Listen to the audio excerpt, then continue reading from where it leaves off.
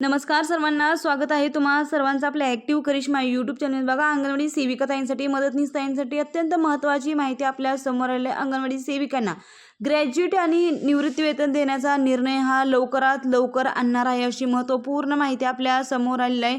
काय आहे ही अपडेट हे आपण थोडक्यात या व्हिडिओच्या माध्यमातून जाणून घेणार आहोत. व्हिडिओ शेवटपर्यंत पहा आणि असेच अंगणवाडीचे नवनवीन अपडेट पाहण्यासाठी तुम्ही आजच आपल्या ॲक्टिव्ह करिश्मा यूट्यूब चॅनलला सबस्क्राईब करून घ्या. तर बघा ताईंनो, अंगणवाडी सेविकांना ग्रॅज्युएटी निवृत्तीवेतन निर्णयाची अंमलबजावणी लवकरच. राज्यातील 2 लाखावर अंगणवाडी सेविका व मदतनीस असून त्यांना 2.25 लाखापर्यंत सेवा उपदान म्हणजे ग्रॅज्युएटी तसेच निवृत्तीवेतन देण्याबाबतचा निर्णय 2024ला सर्वोच्च न्यायालयाकडून देण्यात आला होता. मात्र राज्य सरकारच्या पातळीवर त्याची अंमलबजावणी अद्यापही झालेली नाही. मात्र आता सरकारी पातळीवर याच्याबाबत विचारविनिमय सुरू असून या निर्णयाची अंमलबजावणी लवकरच होणार, अशी महत्त्वपूर्ण माहिती आपल्या समोर आलेली आहे.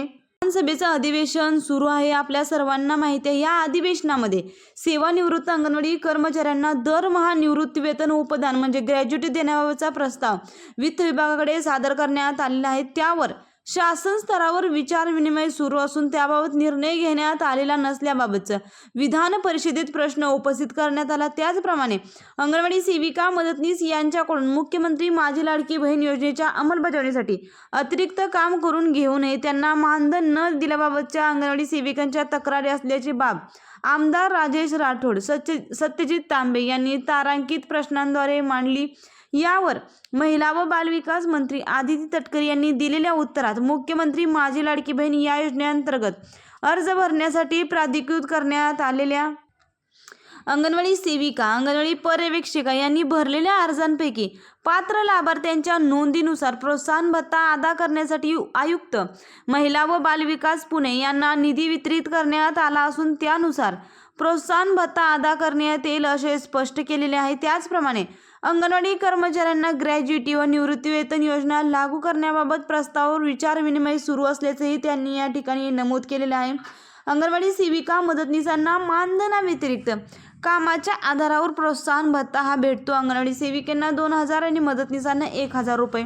परंतु तो प्रोत्साहन भत्ता अदा करण्यासाठी पोषण अभियानांतर्गत अंगणवाडी प्रोत्साहन भत्ता अदा करण्यात येत आहे, अशी माहिती आदित्य तटकरे यांनी विधानसभेत दिली.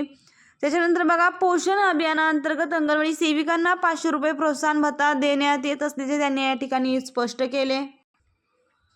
अंगणवाडी सेविका मदतनीसांना सरसकट प्रोत्साहन भत्ता भेटावा यासाठी देखील विचारविनिमय सुरू आहे, अशी माहिती आदित्य तटकरे महिला व बालविकास मंत्री यांनी स्वतः विधान परिषदेत दिली.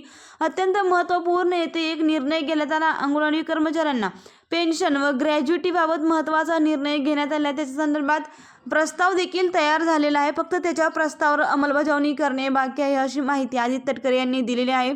अत्यंत महत्त्वाचा हा व्हिडिओ आणि ही माहिती आहे त्यांना जास्तीत जास्त सेविका ताईंना, मदतनीस ताईंना शेअर करा, जेणेकरून जास्तीत जास्त सेविका ताईंना, मदतनीस ताईंना याची माहिती भेटेल.